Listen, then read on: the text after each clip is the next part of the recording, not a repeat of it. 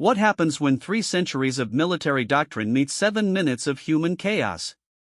The HFY hegemony spent 312 years preparing for Earth. They studied our broadcasts, mapped our cities, calculated our response times down to the millisecond. Their invasion fleet was a masterwork of strategic planning, each ship positioned with mathematical precision, every contingency wargamed through quantum simulations. But there's something the simulations never accounted for. Something that can't be quantified in tactical databases or predicted by even the most advanced AI. The moment when a human looks death in the face and decides to get creative. What you're about to witness isn't a story about superior technology or overwhelming force. It's about what happens when centuries of careful preparation collides with humanity's most dangerous trait, our complete inability to follow the script. Because while the HFY spent generations learning to fight humans, humans spent 7 minutes learning to fight gods. Personal log entry 847 Alpha Strategic Observer Zeftalvex, 3rd Tactical Wing Solar Standard Time, 14 hours 23 minutes and 7 seconds. Coffee status, regrettably empty. The coffee maker chose today to die. Of all the catastrophic equipment failures that could plague a military operation spanning 3 centuries, my personal beverage synthesizer picked the morning of humanity's extinction to emit one pathetic wheeze and surrender. I'm documenting this because Command insisted on real-time tactical observations. What they didn't specify was whether I should mention that I'm currently witnessing the most meticulously planned invasion in galactic history while suffering from severe caffeine withdrawal. 14 hours 23 minutes and 15 seconds, first visual contact with Earth Blue. That's the first thing that hits you about their planet. Not the strategic value, not the resource potential. Just this impossible blue that makes your breathing apparatus stutter for reasons the medical corps can't explain. I'm positioned on the observation deck of the Inevitable Conquest, flagship of the 7th Strategic Formation. Around me, 300 ships hang in perfect geometric formation, each vessel precisely positioned according to the HFY Strategic Codex, Volume 17, Overwhelming Force Application in Primitive Systems. Commander Thexal stands at the primary tactical display, all 4 arms moving across holographic controls with the fluid precision of someone who's rehearsed this moment through 11,000 simulations. Observer Vex, his voice carries that particular satisfaction of a plan finally coming to fruition. Document this. At precisely 1430 Solar Standard, the HFY hegemony will demonstrate why 3 centuries of preparation yields inevitable victory. 14 hours 23 minutes and 28 seconds, tactical assessment begins. I should explain what we're looking at. Earth's defense grid is quaint. Orbital platforms that couldn't penetrate our secondary shielding. Ground-based weapons that maxed out their effective range 2,000 kilometers below our operating altitude. Their entire military apparatus was designed to fight other humans, not a species that mastered interstellar warfare while they were still figuring out metal tools. The invasion plan is a thing of mathematical beauty. Phase 1, disable all communication satellites and planetary defense networks through coordinated electromagnetic pulse strikes. Estimated duration, 4 minutes. Phase 2, systematic elimination of military installations using precision orbital bombardment. Estimated duration, 16 minutes. Phase 3, deployment of atmospheric processors to begin terraforming. Estimated duration, 6 hours. By tomorrow's dawn, Earth would be ready for HFY colonization, and humanity would be a fascinating footnote in xenoarchaeological studies. 14 hours 23 minutes and 45 seconds, something moves wrong. I'm watching the tactical display when I notice it. A blip. Nothing dramatic, just a small craft launching from Earth's surface. Single occupant, based on thermal readings. The trajectory is odd. Commander, I point at the display. Small craft ascending. Should I log it as evacuation attempt? Thexal barely glances over. Irrelevant. One primitive vessel against 300 warships? Document it for the humor archives. But I keep watching. Because the coffee withdrawal is making me paranoid, or because 3 centuries of tactical training taught me to notice patterns, I keep my sensor array locked on that tiny speck climbing toward us. 14 hours 24 minutes and 12 seconds, pattern recognition kicks and the human craft isn't running. It's accelerating. directly toward our formation. This violates everything we know about human behavior under existential threat. Our psychological profiles indicated 97.3% probability of mass panic, chaotic evacuation attempts, and complete breakdown of organized resistance. Instead, we're watching one human in a ship that probably masses less than our shuttle bay maintenance drones flying straight into the teeth of an invasion fleet. Commander, that craft is still ascending. Current trajectory will intersect with formation Delta 7N. I run the calculations. 18 minutes. Let it come. Thexal's secondary arms are already configuring firing solutions. We'll provide their species with one final demonstration of HFY superiority. 14 hours 24 minutes and 31 seconds, the first crack appears. That's when the human ship does something impossible. It turns. Not a banking maneuver or evasive action. A complete 90-degree pivot that should have liquefied any biological pilot under the G-forces involved. The craft's new trajectory cuts across our formation's approach vector in a pattern that makes my tactical implants start throwing error codes. Analysis: Thexal snaps at his targeting coordinator. Unknown, Commander. The craft appears to be drawing something. Drawing. With a spaceship. In a combat zone. While flying directly toward certain death. This is the moment I should have understood that our 300 years of preparation had one critical flaw: we'd prepared to fight humans who followed logical behavioral patterns. 14 hours 24 minutes and 47 seconds, communication intercept. Our signals division picks up a transmission from the human craft. Audio only, routed through every active frequency they can access. The voice is male, mid-30s based on vocal stress analysis, and displaying none of the panic indicators our psychological profiles predicted.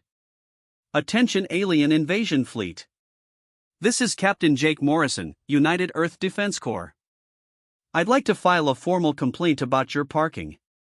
I checked my translator twice to make sure I heard correctly. A complaint. About parking. While flying a suicide run against an overwhelming enemy force. Thexal's mandibles click in confusion. Respond?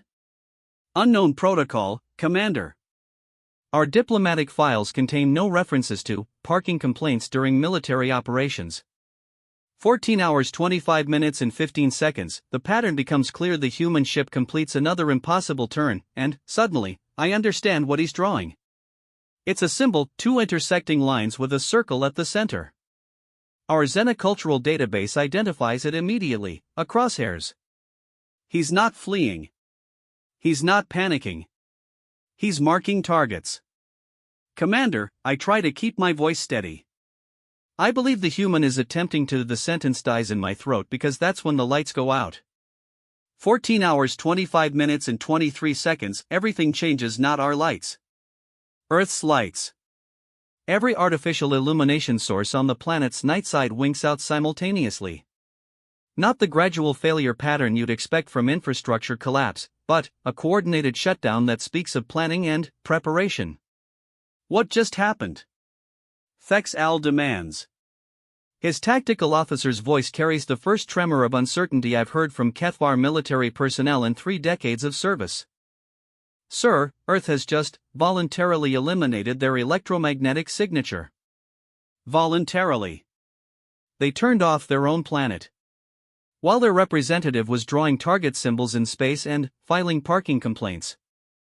14 hours 25 minutes and 31 seconds, the first lesson. This is when I start to understand that our invasion may have encountered its first variable outside the parameters of any simulation.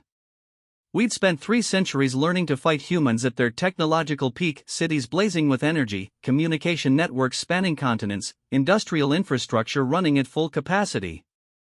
We'd never considered what would happen if they simply stopped. The human ship completes its pattern and begins transmitting again. This time, the voice carries something that makes my species' combat instincts start screaming warnings I don't understand yet. Fleet Command, this is Morrison. Package is painted. All ground assets are dark and ready. Repeat, all ground assets are dark and ready. Assets. Not refugees. Not civilians. Assets. Commander, I'm reviewing our intelligence files as fast as my implants can process. How many humans did our surveillance indicate were military personnel? Approximately 43 million active duty, with reserve capacity reaching perhaps 200 million in total wartime mobilization. Sir, Earth's population is 7.8 billion. Thexal turns to stare at me, and I see my own horrific realization reflected in his tactical displays. We'd prepared to fight Earth's military. We'd never asked what would happen if Earth's entire population decided to become military. 14 hours 25 minutes and 52 seconds, the sound of silence. That's when we realize the other thing that's wrong. Our sensor arrays are designed to track everything: communication signals, power generation, transportation networks, industrial activity. For 3 centuries, Earth had been a constant buzz of electromagnetic activity that our monitoring stations could detect from 6 star systems away. Now there's nothing. 7.8 billion humans have just gone silent simultaneously. In military terms, this is called going dark. It's a tactic usually employed by small special forces units trying to avoid detection. Earth just employed it on a planetary scale. 14 hours 26 minutes and 7 seconds, Morrison speaks again. Invasion fleet, this is your final courtesy notice. You have approximately 3 minutes to reconsider your parking situation before we begin issuing citations. Citations. He's still using parking metaphors. While his entire species disappears from every sensor array in our fleet. Commander, I'm beginning to suspect that our psychological profiles may have been incomplete. Thexal is studying the tactical display where Earth hangs in space like a blue marble that's somehow become significantly more threatening in the last 3 minutes. Explain. Sir, human behavior during existential crisis situations may not follow predicted patterns. Our models assumed panic, chaos, and desperate survival responses. We're instead observing coordinated planetary-scale tactical preparation and what appears to be military humor under pressure. Military humor? The parking metaphors, sir. I believe the human is making jokes. That's when we hear something that's going to haunt my auditory centers for the rest of my natural life. It starts as a low rumble in Morrison's transmission, but then other voices join in. Dozens at first, then hundreds, then thousands. Human laughter. Broadcasting from every corner of their dark planet. 7.8 billion humans, facing certain death, laughing. 14 hours 26 minutes and 34 seconds, the formation starts to crack. I watch our perfect geometric formation develop its first wobble as individual ship commanders start requesting clarification from Fleet Command. Nobody trained for this scenario. Our tactical doctrine assumes enemies who respond to overwhelming force with surrender or retreat. We never planned for enemies who respond with synchronized humor and voluntary electromagnetic blackout. Observer Vex, Thexal's voice carries a tension that wasn't there 20 minutes ago. Analysis. What are they doing? I stare at the dark planet where billions of humans are laughing in the face of extinction, and realize I don't know. 3 centuries of preparation, and we don't know. 14 hours 26 minutes and 51 seconds, first tactical revision, sir. I recommend we accelerate the timeline. Begin phase 1 immediately. Thexal's mandibles click agreement. All ships, initiate electromagnetic pulse strikes. Disable their remaining infrastructure and proceed to phase 2 orbital bombardment. The order ripples through our formation.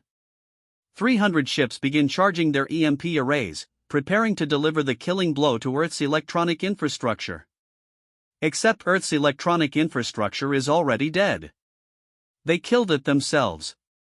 14 hours 27 minutes and 15 seconds, the second crack. Morrison's voice cuts through our tactical frequency again, and this time there's something in his tone that makes my translator struggle with contextual analysis. Invasion fleet, this is your 2-minute warning. After that, Earth's parking enforcement becomes significantly less friendly. Less friendly. Then what? Then mass extinction? But then, I notice something that makes my circulatory system do things that probably violate several biological norms. The other ships in our formation are starting to report anomalies. Flagship, this is systematic destruction. Our targeting computers are detecting movement on Earth's surface. Define movement. Unknown, sir. Massive coordinated displacement of something. Thermal signatures are inconsistent. Electromagnetic signatures are non-existent. 14 hours 27 minutes and 28 seconds, the pattern emerges. More reports filter in from across the formation. Every ship is detecting the same thing, synchronized movement across Earth's surface, but nothing that registers on conventional sensors. Millions of something, moving into position. Moving with military precision. And then, I understand why they went dark. Commander, my voice is barely steady. I believe the humans have been preparing for us. Impossible. Our surveillance, sir, what if their preparation wasn't technological? What if they've been training? Thexal stares at me. Training for what? And that's when Morrison's final transmission comes through, and his voice carries something that makes every combat experienced Kethvar on this ship suddenly realize we may have made a critical error in our threat assessment. Invasion fleet, your time is up. Welcome to Earth. The planet starts shooting back. 14 hours 27 minutes and 45 seconds, everything we know is wrong. It begins with light. Not the scattered, uncoordinated defensive fire we expected, but coordinated streams of energy that lance upward from every continent simultaneously. Thousands of them. Then, tens of thousands. But that's not the impossible part. The impossible part is that they're hitting us. From 2,000 kilometers away, using what our intelligence indicated were primitive projectile weapons, humans are landing shots on Kethvar warships with accuracy that approaches mathematical perfection. Damage report. Thexal shouts over the sudden chaos of alarms and status indicators. Minimal damage, sir, but how are they reaching us? And that's when the tactical display shows us something that's going to require us to rewrite every assumption about human capabilities. The projectiles aren't ballistic. They're guided. And they're accelerating. 14 hours 28 minutes and 3 seconds, the first lesson in human engineering. What we're watching shouldn't be possible with Earth's technology level. Guided projectiles with interplanetary reach, launched from what appear to be improvised surface installations, tracking and adjusting course to intercept targets moving at strategic velocity. But then, Morrison's voice cuts through our increasingly frantic communication channels, and his words carry an education in human engineering philosophy that our finest strategic minds missed completely. Sorry about the rough welcome, folks. Hope you don't mind that we upgraded our parking meters while you weren't looking. Upgraded? With what? Our surveillance hadn't detected any significant technological advancement in their weapons systems. Unless... Commander, I'm running calculations that make my processing implants heat up. What if the upgrade wasn't in their weapons? What if it was in their targeting? Explain. Sir, humans don't just have eyes. They have what they call intuition. Pattern recognition. They can calculate trajectory adjustments that our computers require several seconds to process, instantaneously. The tactical display shows us exactly what that means. Every human position is making minute adjustments to their firing solutions, compensating for our evasive maneuvers almost before we complete them. 7.8 billion humans, all individually calculating firing solutions by instinct. 14 hours 28 minutes and 21 seconds, the communication problem. Our communication arrays start picking up chatter from the human positions, and what we hear destroys another fundamental assumption about their species. They're coordinating. Without electronics. Without central command. 7.8 billion individual humans are acting as a single tactical unit through methods our xenosociologists can't even begin to identify. Team 7, this is position Delta. Adjust elevation 2 degrees, wind compensation active. Copy, Delta. Team 12 reports target lock on bogey 47. Confirmed, 12. Light them up. Military precision. Professional terminology. Tactical coordination that would impress Kethvar's strategic command.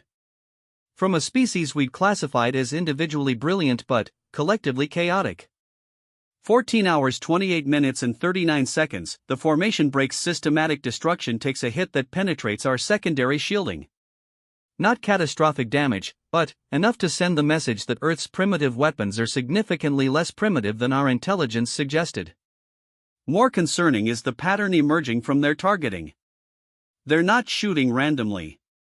They're systematically testing our defensive capabilities, probing for weaknesses, gathering data. Like they've done this before. Like they've been practicing.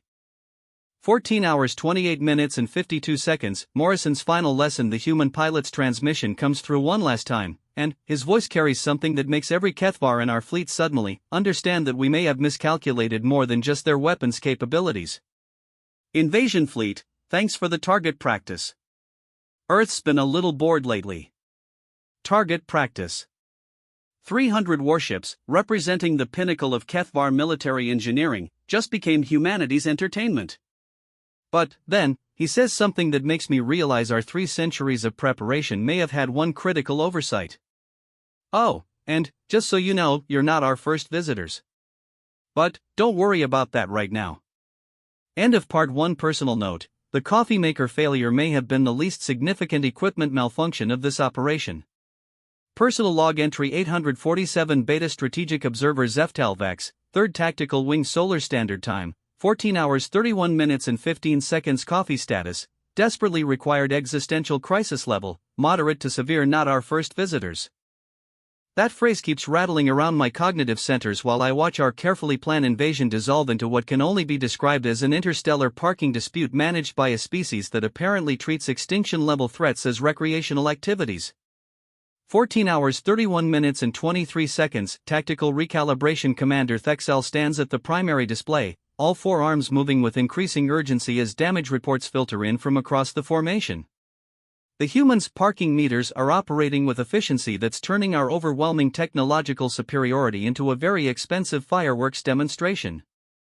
Fleet adjustment: his voice carries the strain of someone watching 3 centuries of strategic planning develop unexpected complications. Elevation increase to 4,000 kilometers. Begin evasive pattern Alpha 7. The beautiful geometric formation that took 12 hours to achieve breaks apart as 300 ships begin climbing and weaving through space like startled fish. It's not panic. Kethvar military doctrine doesn't permit panic, but it's definitely not the dignified overwhelming force application we'd rehearsed. 14 hours 31 minutes and 41 seconds, the human position updates. Morrison's voice crackles through our communication arrays, and I'm beginning to suspect he's enjoying this significantly more than someone facing imminent death should. Invasion fleet, please note that vertical parking violations carry double penalties. Current fine is up to, let me check, 47,000 credits and climbing. Double penalties. He's treating military evasion as a parking infraction with escalating fees. But, then, something else comes through the transmission that makes my translation circuit struggle with contextual analysis: background noise that sounds like music? 14 hours 31 minutes and 52 seconds, the soundtrack problem. Our audio analysis confirms it. The humans are playing music during their defensive operations. Not martial compositions or tactical communication, but what our cultural database identifies as classic rock, a genre characterized by aggressive rhythms and themes of rebellion against authority. Sir, I address Thexel while trying to process this information. The humans appear to be conducting their military operations with musical accompaniment. What kind of species fights to music? Before I can formulate a response, Morrison provides clarification through an open channel. Sorry about the noise, folks. Earth's official policy is that if you're going to fight for your planet, you might as well have a good soundtrack. Policy. They have an official policy about music during planetary defense operations. This suggests a level of preparation for invasion scenarios that extends beyond tactical planning into cultural preparation. 14 hours 32 minutes and 7 seconds, the efficiency problem. What's more disturbing than the music is how effectively they're fighting while listening to it. Their targeting accuracy hasn't decreased. If anything, the coordination between positions seems to be improving, as if the musical rhythm is helping them synchronize their tactical operations. Our formation reaches 4,000 kilometers altitude, well above the range of any conventional projectile weapon. Earth should be safely out of reach. Instead, the streams of guided fire adjust their trajectory and continue tracking us. Analysis, Thexal demands from his tactical coordinator. Sir, the human projectiles appear to be adaptive. Each shot is incorporating data from previous shots to improve accuracy and range. Adaptive ammunition. Using information from failed attacks to ensure successful attacks. This is starting to feel less like fighting primitives and more like fighting an enemy that's been preparing for specifically this scenario. 14 hours 32 minutes and 29 seconds, the Visitor Revelation Commander. I access our xenoarchaeological database while monitoring the tactical situation. Morrison's reference to previous visitors. I'm finding gaps in our surveillance data. What kind of gaps? 18-month periods over the last century where Earth's electromagnetic signature changed dramatically, then returned to baseline. We classified them as technological experimentation. Reanalysis? I run the patterns through military recognition protocols instead of civilian development models. The results make my regulatory systems spike with stress hormones. Sir, the signature changes are consistent with weapons testing. Large-scale coordinated weapons testing. Thexal's mandibles click with the particular rhythm that indicates a Kethvar commander has just realized his intelligence briefing may have been catastrophically incomplete.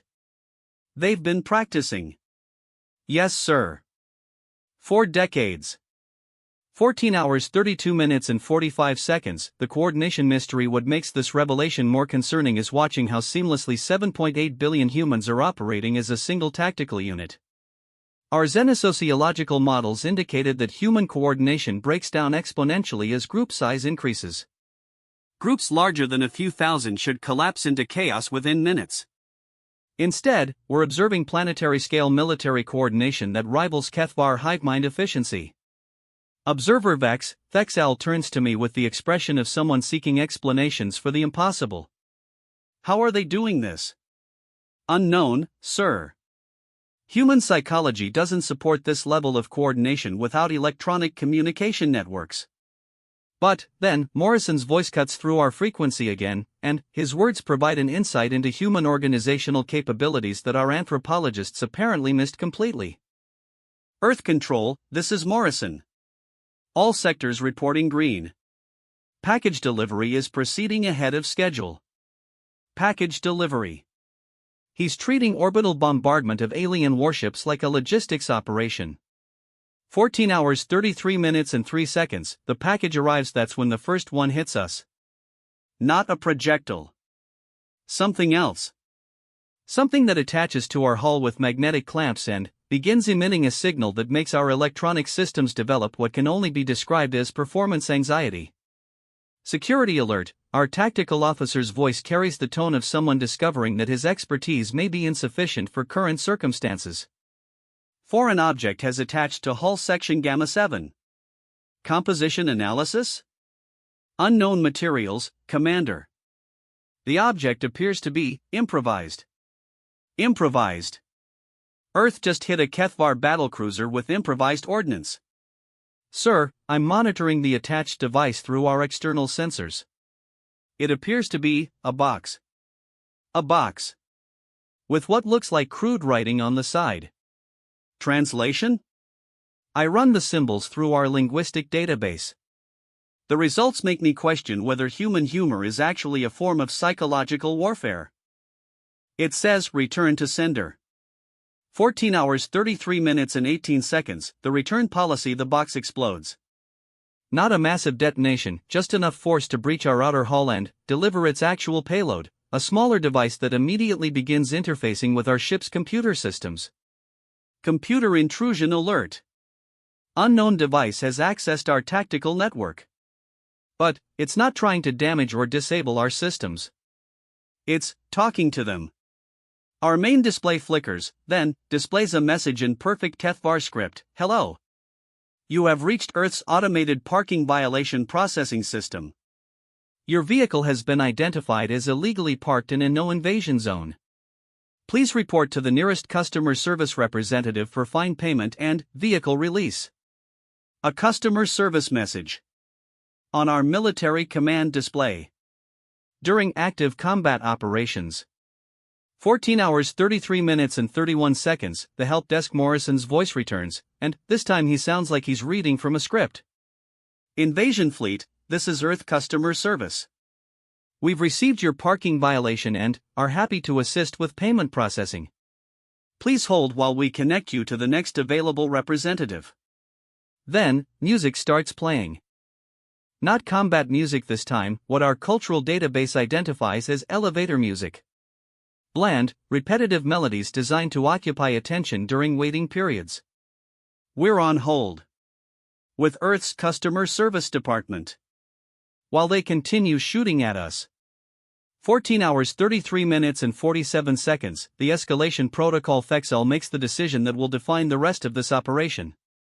His primary arm slammed down on the tactical console with enough force to crack the crystalline surface. Enough. All ships, begin orbital bombardment.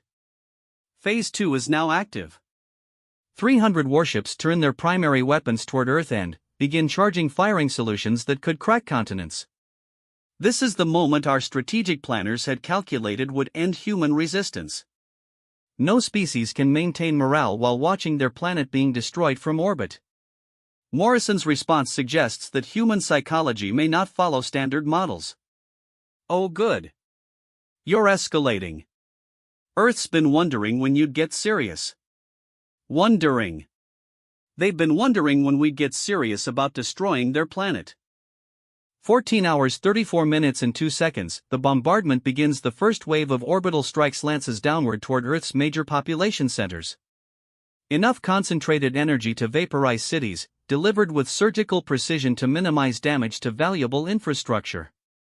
Every shot hits exactly where intended. Every shot disappears. Not blocked. Not deflected. The energy simply stops existing about 50 kilometers above Earth's surface. Report. Fexal shouts over the sudden chaos of tactical displays showing impossible readings. Sir, our weapons appear to be encountering some form of absorption field? Absorption field. Earth has developed planetary-scale energy absorption technology. In the 18 months since our last surveillance update. 14 hours 34 minutes and 19 seconds, the thank you note Morrison's transmission carries a tone of genuine appreciation that makes my stress responses spike in directions I didn't know were possible. Thanks for the energy donation, folks. Earth's power grid was running a little low after we went dark. This should top us off nicely. They're using our orbital bombardment as a renewable energy source. Our planet-killing weapons are powering their coffee machines. Sir, I managed to speak despite my vocal apparatus deciding this would be an excellent time to malfunction. I believe we may need to reconsider our strategic approach. 14 hours 34 minutes and 35 seconds, the counteroffer. That's when Earth's counter-bombardment begins. Not the scattered defensive fire we'd been experiencing, but coordinated strikes launched from every continent simultaneously. Hundreds of massive projectiles climbing toward our formation with trajectories that suggest they're not just trying to damage us. They're trying to capture us. Evasive maneuvers.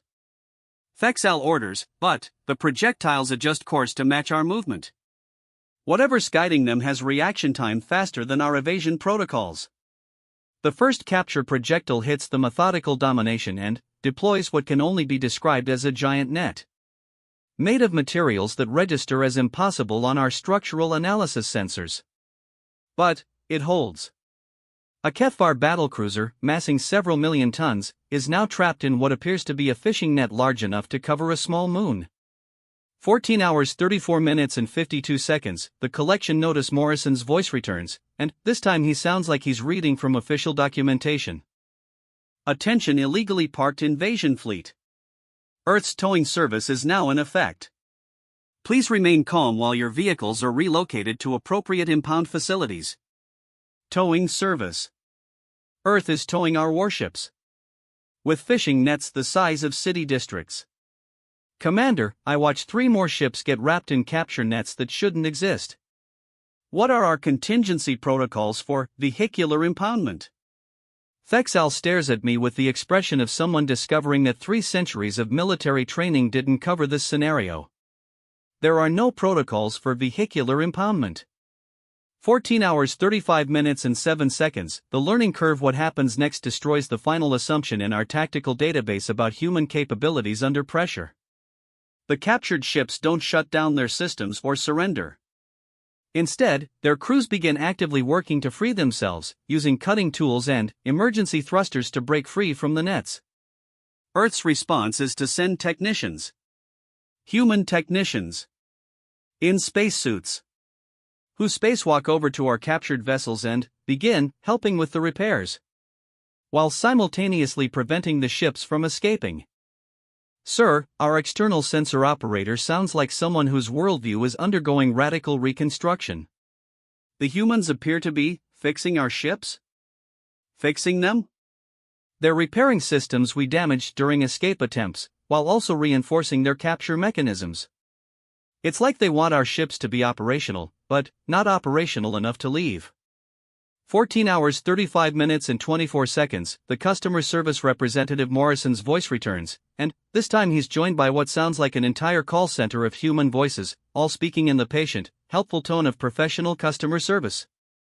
Invasion Fleet, this is Earth Customer Service Supervisor Johnson. We understand your frustration with our parking enforcement procedures. Let us connect you with a representative who can explain your options. A new voice takes over, female, mid-40s, with the tone of someone who has spent years dealing with difficult customers. Hello. Thank you for choosing Earth for your invasion needs. My name is Karen, and I'll be your customer service representative today. I see here that you've accumulated quite a few parking violations. Let's see what we can do to get this resolved.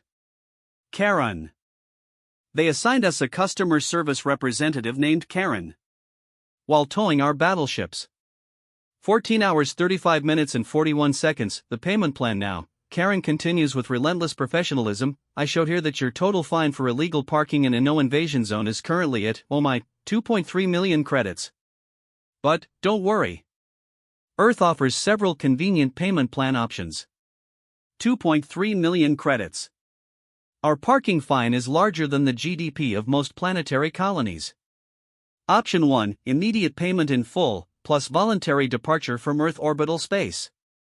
Option 2, extended payment plan with a 15% discount, plus participation in our cultural exchange program.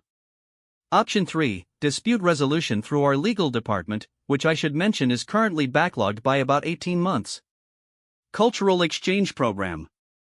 Earth wants us to participate in cultural exchange while holding our ships hostage. 14 hours 35 minutes and 58 seconds, the fine print. I should also mention, Karen continues, that failure to resolve parking violations within 48 hours results in your vehicles being considered abandoned property, subject to Earth's salvage laws. Salvage laws. Earth is going to claim our invasion fleet under parking enforcement regulations. Thexal looks at me with the expression of someone who's beginning to suspect that our strategic planning may have overlooked some crucial variables. Observer Vax, his voice carries the strain of someone whose career is being redefined by customer service protocols.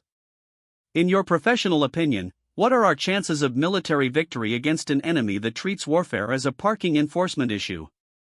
I stare at the tactical display where Earth continues to efficiently capture our ships while providing helpful customer service and playing music that our cultural database classifies as aggressively cheerful. Sir, I believe we may be out of our depth. 14 hours 36 minutes and 15 seconds, the consultation. That's when Morrison's voice cuts through Karen's detailed explanation of payment processing procedures with an announcement that's going to haunt my auditory centers for the remainder of my natural life. Invasion Fleet, this is Morrison again. Just wanted to let you know that Earth has consulted with our previous visitors about your situation. Previous visitors. Again. They mentioned that you folks are from the HFY hegemony, and wanted us to pass along a message. A message. From Earth's previous visitors. To us. Morrison's voice takes on the tone of someone delivering a professional consultation. The Zephyrian Empire, the Stellar Confederation, and the Galactic Trade Union all wanted to say hi. They also wanted to mention that Earth's customer service has improved significantly since their visits. Much more efficient now. Other empires. Other confederations. Other trade unions. All previous visitors to Earth. All apparently still in contact with Earth. 14 hours 36 minutes and 32 seconds, the neighborhood watch Karen's voice returns with the helpful tone of someone providing additional service options. I should also mention that Earth is part of the local Galactic Neighborhood Watch program. We've notified your home system that your fleet is safely parked here and receiving excellent customer service. They've contacted Kethvar High Command to let them know we're being well taken care of while being held for parking violations. Your government should receive our notification in about 6 months, depending on communications lag. They'll be so relieved to know you're safe. 6 months. Long enough for Earth to, what? Train us in customer service protocols? 14 hours 36 minutes and 49 seconds, the realization I stare at the tactical display where our proud invasion fleet is being systematically captured by a species that's treating the entire operation like a minor administrative error requiring customer service intervention. Morrison's voice returns one final time, and his words carry an education in human strategic thinking that's going to require us to rewrite everything we thought we knew about planetary defense. Invasion fleet, thanks for choosing Earth for your invasion needs. We hope you'll consider us again for all your future military tourism requirements. Military tourism. Earth just classified our invasion as tourism. End of part 2. Personal note, I'm beginning to suspect that the coffee maker failure may have been the most normal part of this entire operation. Personal log entry 847 Gamma Strategic Observer Zeftalvax, 3rd Tactical Wing Solar Standard Time. 16 hours 47 minutes and 12 seconds. Coffee status, humanity provided excellent replacement. Current status, technically prisoner, practically guest. Existential crisis level, transcendent. The coffee is better than anything our food synthesizers ever produced. This bothers me more than being captured by parking enforcement. 16 hours 47 minutes and 23 seconds, orientation begins. I'm sitting in what Earth calls a conference room aboard the human vessel Customer Satisfaction, which is apparently where they conduct their cultural exchange program orientation sessions. The chair is designed for human anatomy, but they've provided cushions that adapt to Kethvar physiology with disturbing effectiveness. Across from me sits Dr. Sarah Chen, Earth's Director of Unexpected Visitor Relations, who speaks fluent Kethvar with an accent that suggests she learned it specifically for talking to confused alien invaders. Welcome to Earth's cultural exchange program, she begins with the tone of someone who has had this conversation before. I understand this wasn't exactly what you were expecting when you arrived. 16 hours 47 minutes and 41 seconds, the program overview. Dr. Chen activates a holographic display that shows what appears to be a standard diplomatic presentation, except several slides are clearly labeled Emergency Invasion Response Protocols and Customer Service for Hostile Visitors. The cultural exchange program was developed after our first, unexpected visitors arrived about 60 years ago. We discovered that most invasion fleets are operating under significant misunderstandings about Earth's defensive capabilities and our approach to conflict resolution. 60 years. Earth has been receiving uninvited guests for 6 decades. How many unexpected visitors have you had? Oh, you're number 47. Though the Zephyrian Empire technically counts as numbers 12 through 18 because they kept sending smaller fleets after the first one didn't return on schedule. 47. Earth has been invaded 46 times before us. And, apparently none of those invasions succeeded. 16 hours 48 minutes and 3 seconds, the historical context. Dr.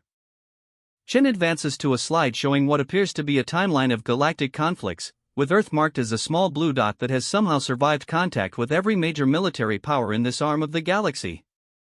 The program works like this: when an invasion fleet arrives, we provide them with an opportunity to understand Earth's position in galactic affairs through direct experience rather than theoretical briefings.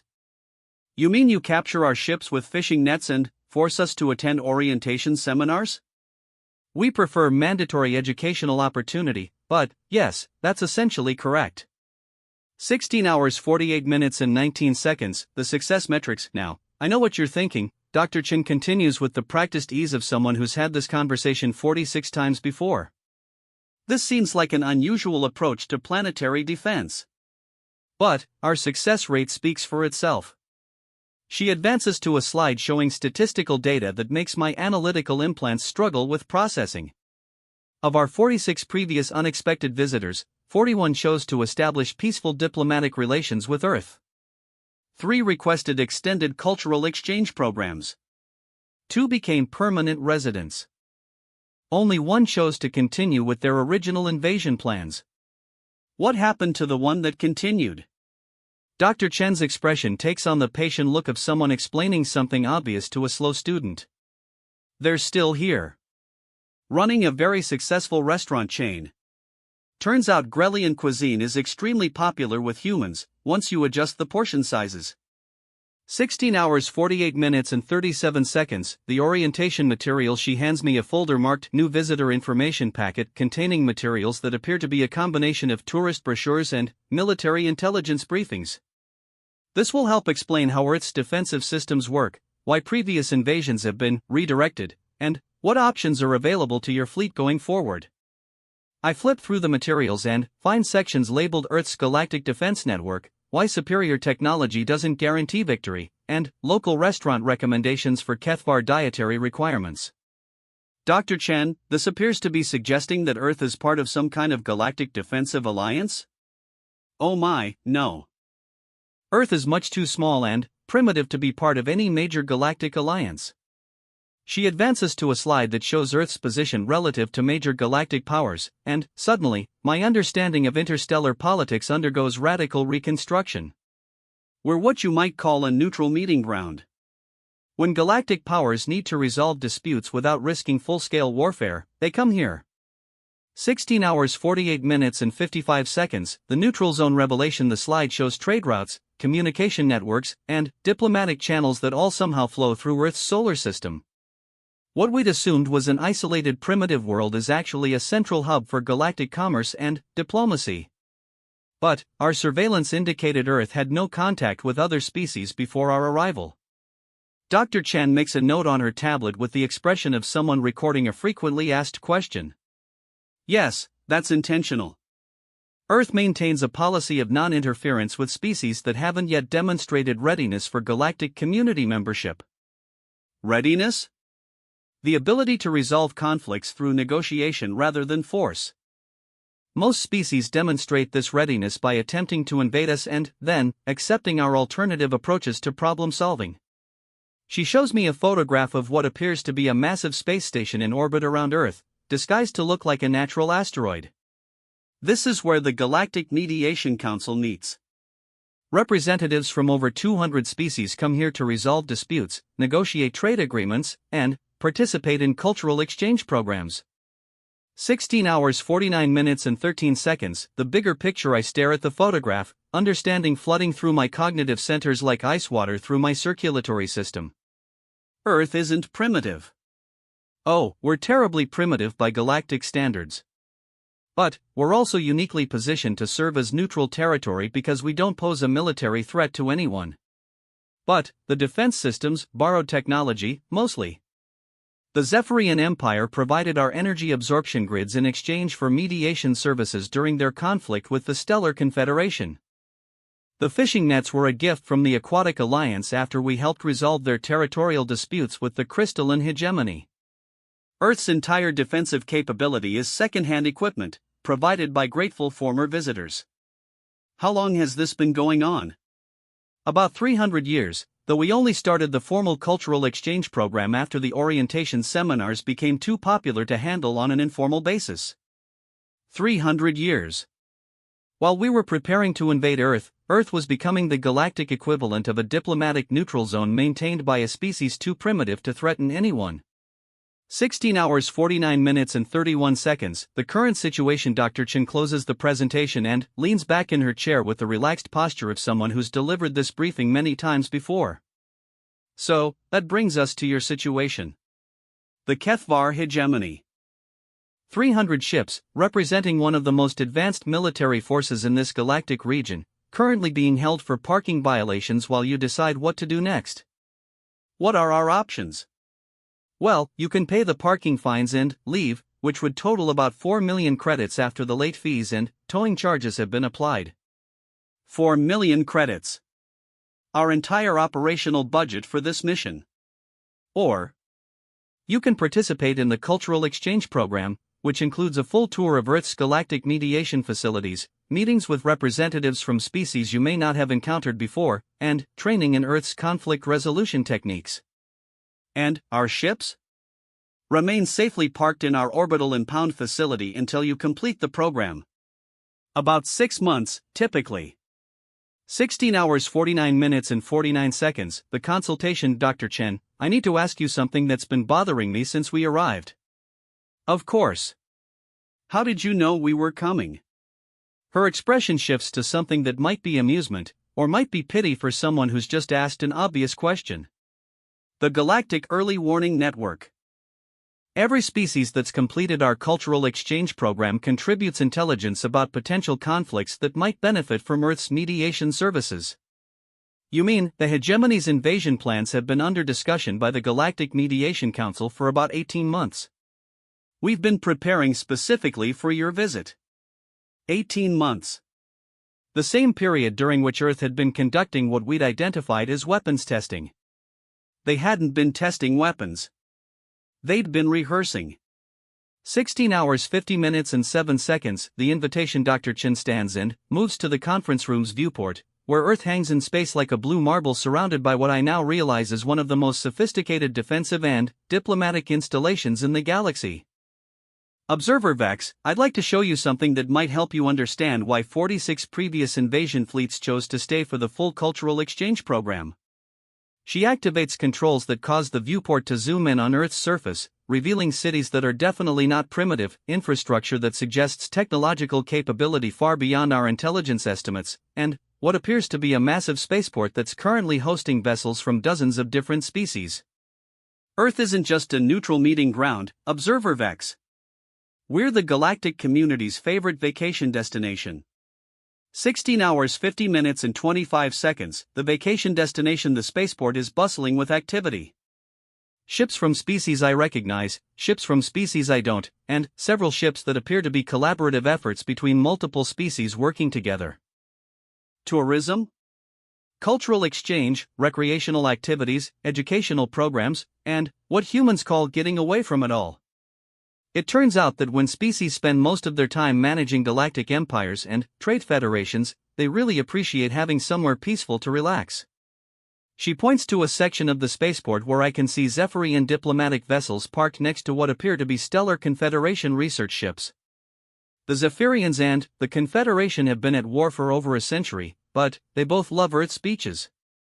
Amazing what a good vacation can do for diplomatic relations. 16 hours 50 minutes and 43 seconds, the business model. So Earth's defensive strategy is hospitality, Dr. Chun finishes. We've discovered that it's very difficult to maintain aggressive intentions toward a species that provides excellent customer service, comfortable accommodations, and really good food.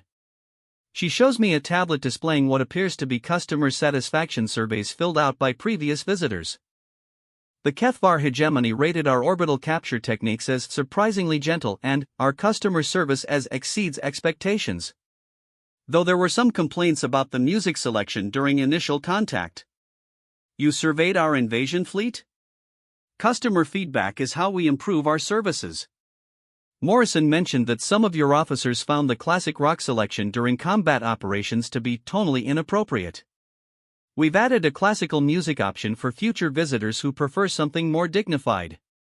16 hours 51 minutes and 1 second, the real question. I stare at Dr. Chen, processing information that's requiring me to completely reconstruct my understanding of Earth's position in galactic affairs. Dr. Chen, what happens if we choose not to participate in the cultural exchange program? Well, you'd pay the parking fines, collect your ships, and return to Kethvar space to report that Earth is a primitive world with surprisingly effective parking enforcement. And then? The hegemony would probably try again with a larger fleet, better prepared for our defensive capabilities.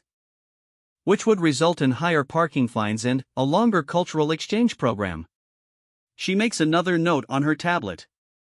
Though I should mention that repeat offenders qualify for our frequent visitor program, which includes priority parking and complimentary continental breakfast. 16 hours 51 minutes and 19 seconds, the decision point. A communication signal activates, and Commander Thexel's voice comes through the conference room speakers with the tone of someone whose worldview has undergone significant adjustment. Observer Vax, report. What is our situation?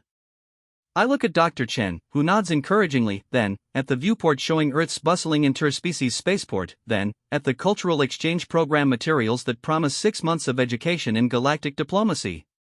Sir, I believe we have a choice to make. Explain. We can pay approximately 4 million credits in parking fines and return home with a story that no one will believe, or we can spend 6 months learning why 46 previous invasion fleets decided that Earth's hospitality program was preferable to conquest. There's a long pause before Thexal responds. Observer Vex, are you telling me that our invasion has been converted into a vacation opportunity? Yes, sir. With excellent customer service and, apparently, really good food. 16 hours 51 minutes and 37 seconds, the commander's choice. Another pause, longer this time, filled with the background noise of what sounds like multiple Kethvar voices engaged in heated discussion. Finally, Thexal's voice returns with the tone of someone who's spent 3 centuries preparing for war and just discovered that peace might be more interesting. Dr. Chen, this is Commander Thexal of the Kethvar Hegemony. We would like to inquire about your cultural exchange program enrollment procedures. Dr. Chen smiles with the satisfaction of someone who's just achieved her 47th successful customer conversion. Excellent choice, Commander. I'll have Morrison bring your fleet to our VIP orbital parking section.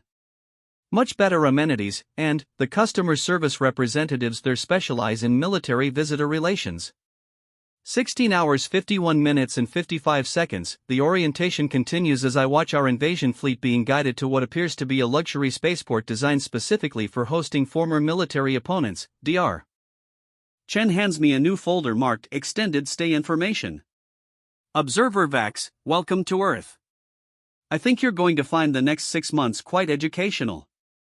Through the viewport, I can see Morrison's ship approaching our new parking area, and his voice comes through the communication system with the cheerful tone of someone who's just gained 300 new customers.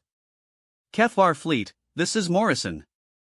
Welcome to Earth's extended stay program. First night's parking is complimentary, and we've got some excellent dinner recommendations from our previous hegemony visitors. Previous hegemony visitors. End of Part 3. Personal note, I'm beginning to suspect that our invasion may have been the most successful failure in Kethvar military history. Personal log entry 847 Delta Strategic Observer Zeftalvex, 3rd Tactical Wing Solar Standard Time, 9 hours 15 minutes and 34 seconds. Coffee status, Earthblend, Premium Current Assignment, Cultural Exchange Graduate Existential Crisis Level, resolved into enlightenment 6 months later. I understand why no invasion fleet has ever successfully conquered Earth. It's not because they can't. It's because they don't want to anymore.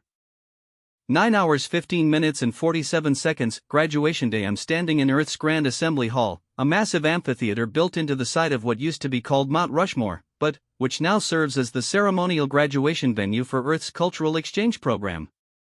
The irony of celebrating peaceful conflict resolution at the foot of carved monuments to human warriors is not lost on the assembled crowd. 300 Kethvar military personnel, representing one of the galaxy's most feared invasion forces, are about to receive certificates in interspecies diplomatic relations. Commander Thexal stands at the podium, wearing ceremonial human academic robes that somehow look natural on his four-armed frame. He's been selected to deliver the graduation address for our class, and his prepared remarks represent a fundamental shift in Kethvar strategic thinking. 9 hours 16 minutes and 3 seconds, the transformation. Looking back at these 6 months, the changes in our personnel are remarkable. Navigator Telven has become fascinated with human urban planning and is considering a position with Earth's Galactic City Development Council. Weapons Officer Crothall discovered a passion for human culinary arts and is opening a fusion restaurant that serves traditional Kethvar military rations prepared with Earth spices. Most surprising is communications specialist Yextra, who has volunteered to remain on Earth as part of the permanent Kethvar diplomatic mission. Her final report to High Command contained the phrase "Humans have shown me what effective communication actually looks like," which is going to require significant revision to our training protocols. 9 hours 16 minutes and 21 seconds, the address begins. Commander Thexal approaches the microphone with the measured pace of someone who spent 6 months learning that careful preparation isn't always the most effective approach to problem solving. Distinguished guests, fellow graduates, and members of the Earth diplomatic community, his voice carries through the amphitheater with none of the military authority that characterized his command 6 months ago. Instead, there's something that sounds almost warm. 6 months ago, the Kethvar hegemony sent 300 ships to demonstrate the superiority of overwhelming force and careful strategic planning. He pauses, looking out over the assembled crowd that includes representatives from 47 different species, all former unexpected visitors who chose to stay for Earth's extended programs. Today, we depart as ambassadors for an entirely different approach to galactic relations. 9 hours 16 minutes and 39 seconds, the lesson learned: we came here believing that conflict resolution required superior firepower and tactical dominance. Earth has taught us that the most effective weapon in any military arsenal is a customer service representative who genuinely cares about your experience. The assembled crowd, a mixture of former invaders, current diplomats, and Earth's staff, responds with applause that echoes off the carved stone faces of Mount Rushmore. We learned that strategic planning is valuable, but adaptability is essential. That overwhelming force can achieve temporary compliance, but excellent hospitality builds lasting relationships. I notice Morrison sitting in the front row, still wearing his flight suit, but now with the addition of several diplomatic service medals awarded by grateful former enemies. He's taken a position with Earth's Rapid Response Customer Service Division, specializing in first contact situations with confused invasion fleets. 9 hours 16 minutes and 57 seconds, the data analysis. In 6 months of intensive cultural exchange, Thexal continues, we have gathered data that will require fundamental revision of Kethvar's strategic doctrine. He activates a holographic display showing comparative analysis between traditional military conquest and Earth's hospitality-based conflict resolution. Traditional invasion, average duration 18 months, success rate 34%, long-term stability 12%, diplomatic complications with an average of 7 other galactic powers. The numbers hang in the air, representing centuries of Kethvar military theory. Earth's approach, average resolution time 6 months, success rate 94%, long-term stability 87%, resulting in improved diplomatic relations with an average of 23 galactic powers. The mathematics of peaceful conflict resolution are undeniable. Earth's customer service approach is simply more effective than conventional warfare. 9 hours 17 minutes and 15 seconds, the revelation, but the most significant discovery, Thexal's voice takes on the tone of someone sharing a profound insight, is that Earth's defensive capabilities were never about defeating their enemies. They were about converting them. He advances to a slide showing Earth's current diplomatic network, trade agreements, cultural exchange programs, and mutual defense pacts with nearly every major galactic power. Earth has created a defensive strategy based on making invasion undesirable rather than impossible.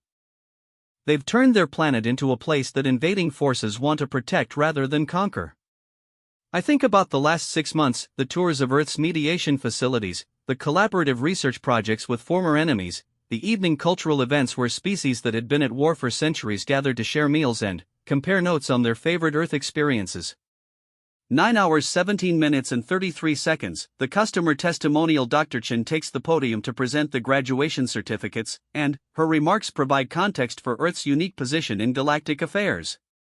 The cultural exchange program exists because humans discovered something important about interspecies relations. Most conflicts arise from misunderstanding rather than fundamental incompatibility.